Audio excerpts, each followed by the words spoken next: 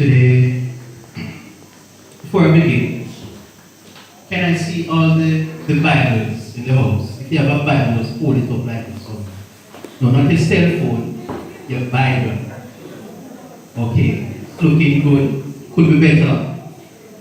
One of the things that I want to implore for everybody here today is that when you're coming to church, walk with your Bible in hand. Amen. Right? Not your cell phone, you know. Cell phone is good.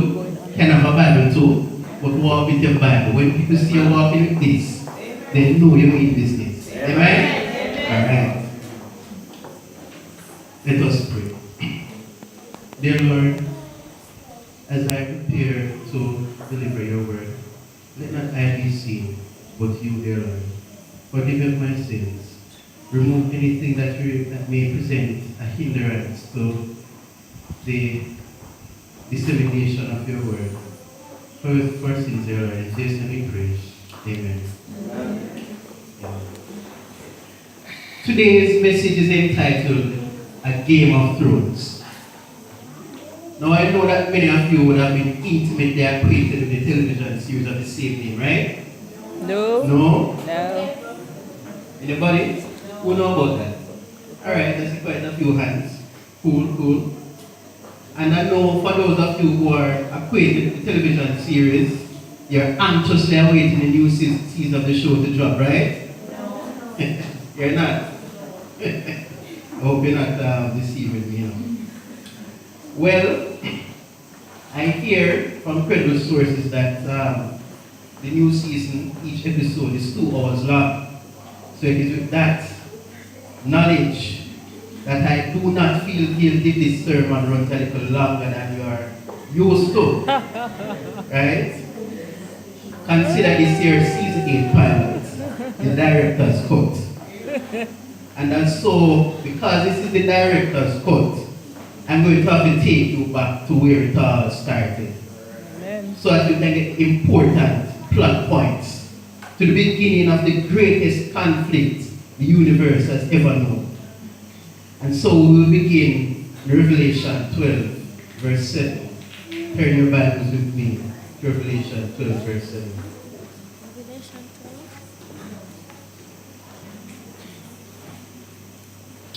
12. And it says, and there was war in heaven. Michael and his angels fought against the dragon, and fought against the dragon and his angels. The Bible tells us of something that happened a long time ago in a galaxy far, far away. All of the wars and the chaos we observe here on earth, it didn't begin here. And today, I will attempt, with the help of God, to show you how it is all connected. Revelation 12, verse 7 and 9.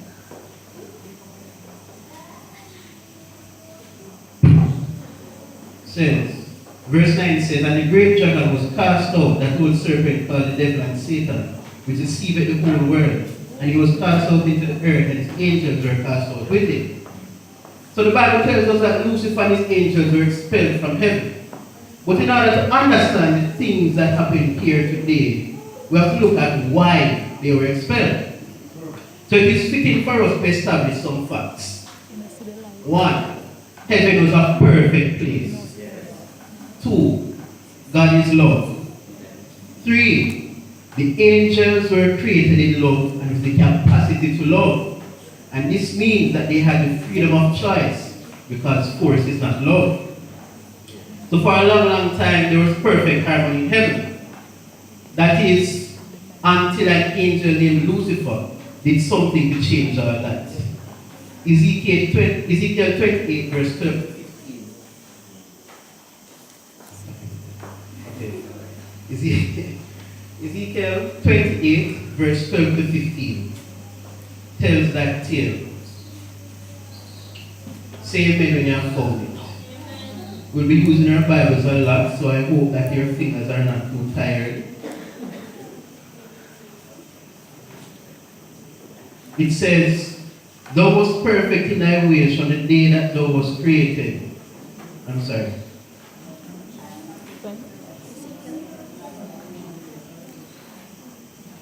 verse 12. It says, Son of man, take up lamentation upon the king of Tyrus, and say unto him, Thus saith the Lord, Thou sealest up the sum full of wisdom and perfect in beauty.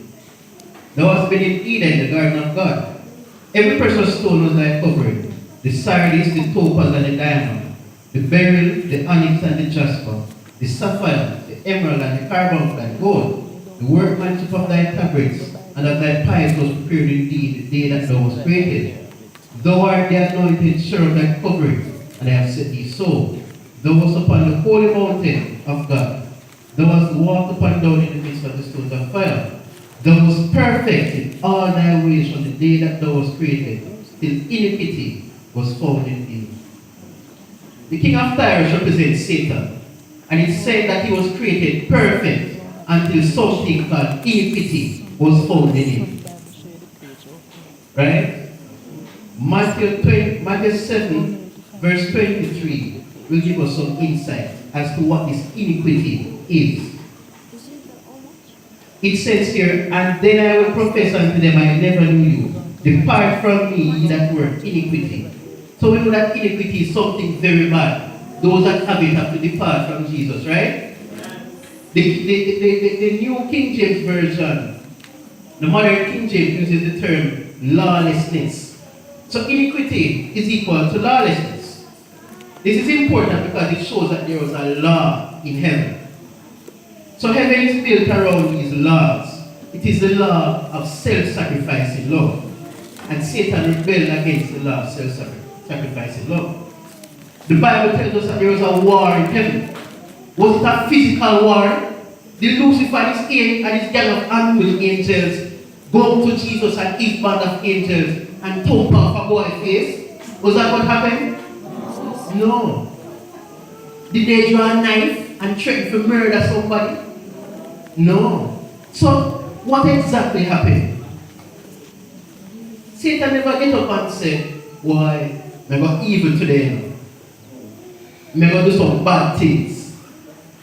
Ezekiel 28 verse 17 tells us what exactly Satan did. It says, Thine heart was lifted up because of thy beauty. Thou hast corrupted thy wisdom by reason of thy brightness. I will cast thee to the ground. I will lay thee before kings that they may behold thee. Right? So Satan started to look at himself and he said, Why, he's a pretty good youth. Look for me. I'm higher than all the angels then. Why we need a law to continue to be a good youth? I was made good, don't it? Isaiah 14. Isaiah 14, verse 28. Sorry, Isaiah 14, verse 12 to 14.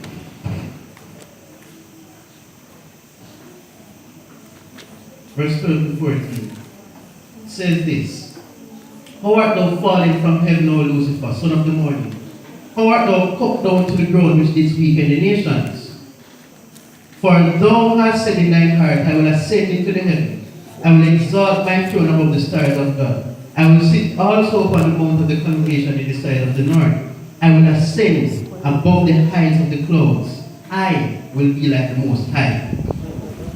So it tells us that Lucifer, without the law of God, thought that he could be like God. He could be loving, merciful, kind, eternal. He could be Father. Now, essentially, Lucifer's rebellion was this. Don't tell me what to do. We don't need to hear that. Your Lord is oppressive. You're too legalistic. I was made perfect. Goodness in our heart. The system oppressive and this religion thing just make me control. Have you ever heard these things before? Yes, yes. We live good with people and take care of you them. Plus we know love good people when you go to church. Yeah. If it sounds familiar, this is where it all comes from. You can be holy and good without submission to God. And so Satan defiles the sanctuary. Or as Jeremiah 17 verse 12 calls it, the throne room of God. Satan desecrates God's throne and his rule. Isaiah 13 Isaiah 14 verse 13 says, For thou hast said in thy heart, I will ascend into the heavens, I will exalt my throne above the stars of the heaven. I will sit also upon the mount of the congregation on the side of the north. This tells us that Lucifer wanted to exalt his throne or his rule over the angels in heaven. So now, we have two thrones, right? The throne of God, which is governed under the law of self-sacrificing love, and the throne of Lucifer. Fast forward a couple hundred years, maybe, could be more, and we find ourselves in the book of Genesis, where mankind is thrust in the midst of this game of thrones. Who will you choose? Now, what are these thrones, and how do we know which king we serve? When Adam and Eve sinned, another law was introduced. A law that opposes the law of self-sacrificing love at the core. Romans 8 verse 2 refers to it as the law of sin and death. That law says that you must obey your flesh. You have no control over it, so don't even try. Do as you please, live as you wish. You are an hopeless addict. Have you ever heard people say, boy, I just want to stay on? Yes. Can't change. This is the law that comes from Satan's throne. Turn with me to Psalm 94 verse 20.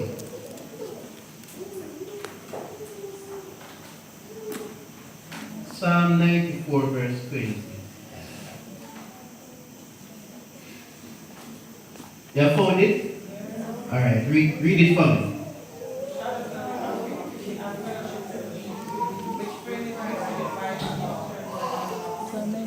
What did they call the throne? The throne of iniquity. Now remember, iniquity is sin, right? Alright. But Hebrews 4 verse 14 to 16 tells us that because of Christ's sacrifice, we have access to a throne of grace. So, before us we have two thrones. The throne of iniquity, which is governed under the law of sin and death, and the throne of grace, which operates under the law of self-sacrificing love. When Adam sinned, he became essentially the poster boy for the throne of iniquity. Adam became the first man, the man of flesh. In type form, the old man. But did you know that Christ is referred to in the scriptures as the second Adam? What does that mean? For the answer to that question, we turn to the book of Jesus. The book of Jesus is the only book in the Bible that is actually named after our Lord and Savior. It is the book of Joshua. Right?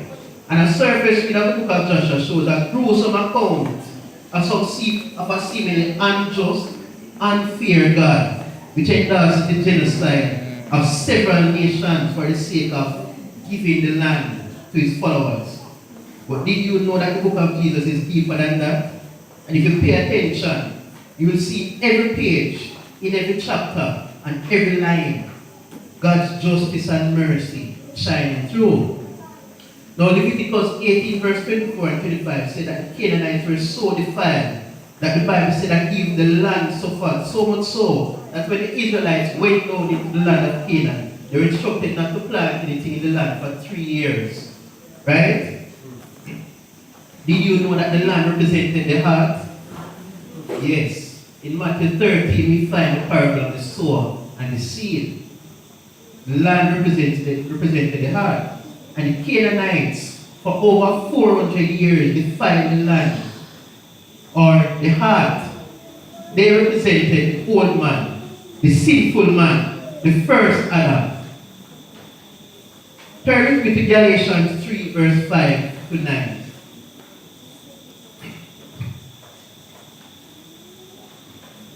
You know where to find it? It comes after Corinthians. Galatians 3 verses 5 to 9. It says, He therefore that ministereth to you, he therefore that ministereth to you the Spirit that worketh miracles among you, doeth he it by the works of the law, or by the hearing of faith? Even as Abraham believed God, and it is accounted to him for righteousness. Know ye therefore that they which are of faith saved are the children of Abraham.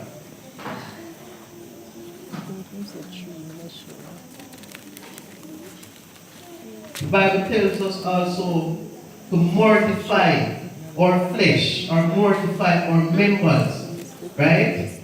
Mortify means to kill, don't it? Mortify means to kill. Romans 8 verse 6 to 8 says to us. Romans 8 verse 6 to 8 says to us, for to be carnally minded is death, but to be spiritually minded is life and peace. Because the carnal mind is enmity against God. For it is not subject to the law of God, neither indeed can be. So then, they that are in the flesh cannot please God. Right? So Romans 8 verse 6 to 8 tells us why the carnal man or the old man has to die. The carnal mind itself is enmity or war or active oppression or hostility with God. And because the oppression is active, peace cannot be broken between the carnal man and God. This is why the old man must die. Right?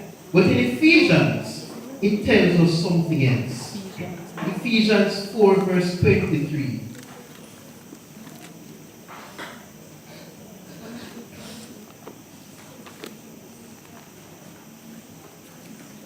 Ephesians 4 verse 23 to 24 says to us, and be renewed in the spirit of your mind, that ye put on the new man, which after God is created in righteousness and true holiness. So God's people entered the land of Canaan, represented the new man. Right? Now Ecclesiastes 1 verse 9 says that there is no new thing under the sun. And the children of Israel delivered a mortal wound to the Canaanites, or the old man. In Romans 7 verse 23 and 24, Paul writes, deliver me from the body of this death, our flesh. Satan destroyed the image of Christ in man when he deceived mankind. We became slaves to the flesh. Right? And Romans 7 verse 25 references this fact. How do we become liberated then from this law of sin and death? Is there any way that we can be liberated from the law of sin and death? Does anybody know? Through Jesus Christ. Turn with me to Romans 5 verse 9 and let us look at what it says. Much more. Read it.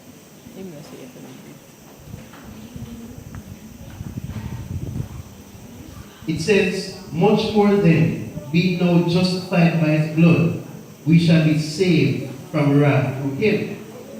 Now look with me at this. In the wilderness, when the children of Israel were attacked by the serpents, right? Moses made a brazen serpent at the request of God.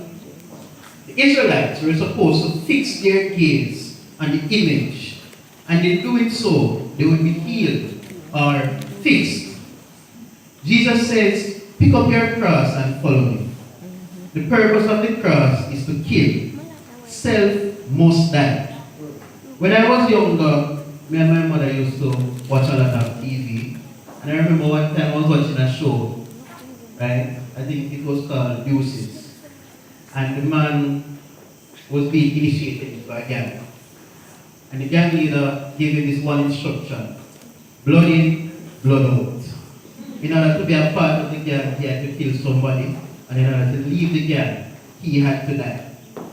One way in, one way out. Now God designed to fix us through crucifixion. The word literally means to be fixed to a cross. In order to become a slave to the throne of iniquity, we had to kill somebody. The Son of Man had to die. And in order for us to be liberated, somebody must die. The old man must be crucified. Amen. The purpose of the nail is to hold something in place so it cannot be moved. Right? Romans 7 verse 5 says that when we are in sin, we are in motion, alive and kicking. But God wants to stop the motion of sin in our flesh by fixing us. And once fixed, the flesh cannot move. There is now an end to our criminal activity. The death sentence is carried out. Christ said, if you want to come back to me, you shall surely die. It is a death to self. Yes. Now the devil corrupts this by saying, you don't have to die. You don't have to. It is the same thing that the serpent said to Eve and that Peter said to Jesus. Did you know that the Bible tells us what happens exactly when we do not die after we receive the mortal wound? If the old man is allowed to live, look at what happened. Now, the Jews in the book of Joshua were instructed to kill all the Canaanites. But in their wisdom, they spared some of them. And though the Canaanites were delivered a deadly wound, they did not surely die. When the wound healed, they rose up to terrorize and torment the Israelites. Did you know that Jezebel and her daughter were a byproduct of that sparing of the Canaanites? What did Jezebel do to the Israelites? Persecute them, kill them up. Jezebel caused the prophet to run go hide in the mountain, don't it? Yes. Yes. When the old man don't die, the spiritual man suffers. Yes. Right? Now, beloved, look at your Christian journey. Can you see anywhere that you did not totally surrender your life to Christ? What are the repercussions for that both present and future? The old man must die in order for this new man to live. I'm sure you are seeing that now. Is there anyone that needs to make some concessions in their life? Think about it.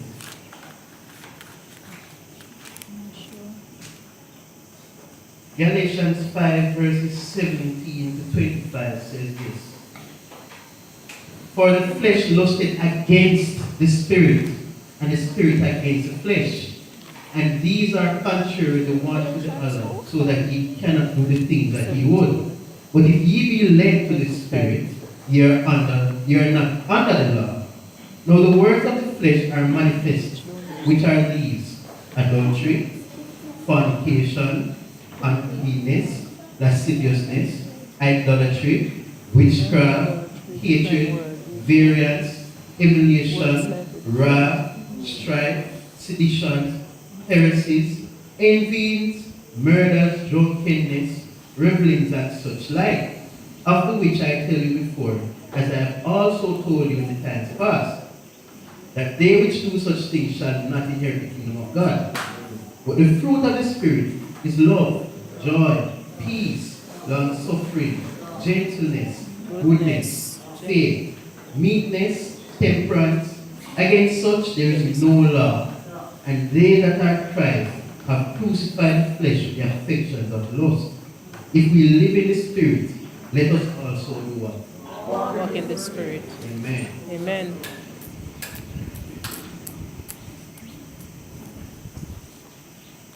Hebrews 10, verse 29 and 31 tells us also what happens if we reject the throne of grace. Let us read that. Oh, how much sorer punishment suppose he shall he be thought worthy who hath trodden underfoot the Son of God, and hath counted the blood of the covenant wherein he was sanctified and unholy thing, and hath done despite unto the Spirit of grace. Verse 31 says, it is a fearful thing to fall into the hands of the living God. The cross is where the old man dies and the new man comes to life. Amen. At the cross is where I meet my demise. Self meets end. Now these verses take on new meaning when I come to the cross, because it shows me just exactly what I need to be doing and how Christ is helping me to achieve that goal. Psalm 16 verse 8 says this: I have set the Lord always before me, because he He is at my right hand, I shall not be moved. What is that saying? I shall be fixed at Christ's right hand. I'm sure you know the purpose of crucifixion, right? It is to fix us. Look at Psalm 55, verse 22. It says, cast thy burden upon the Lord, and he shall sustain thee. He shall never suffer the righteous to be moved. The righteous shall be fixed. Amen? Psalm 57. Psalm 57 says this. Psalm 57 verse 7 says this. My heart is fixed, O God. My heart is fixed. I will sing and give praise. Psalm 119. Psalm 119 verse 133 says this.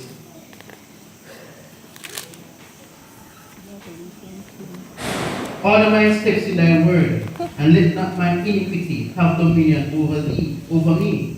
Or fix my steps in thy word, and let not my iniquity have dominion over me. Psalm 93 verse 1.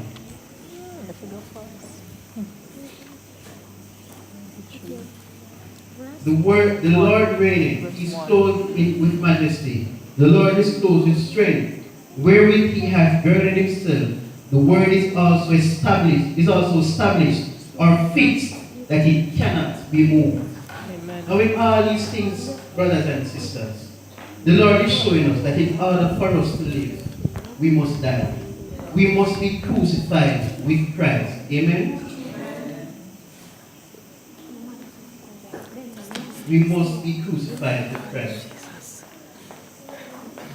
It says, but the path of the just is as the shining light, that shineth more and more unto the perfect day.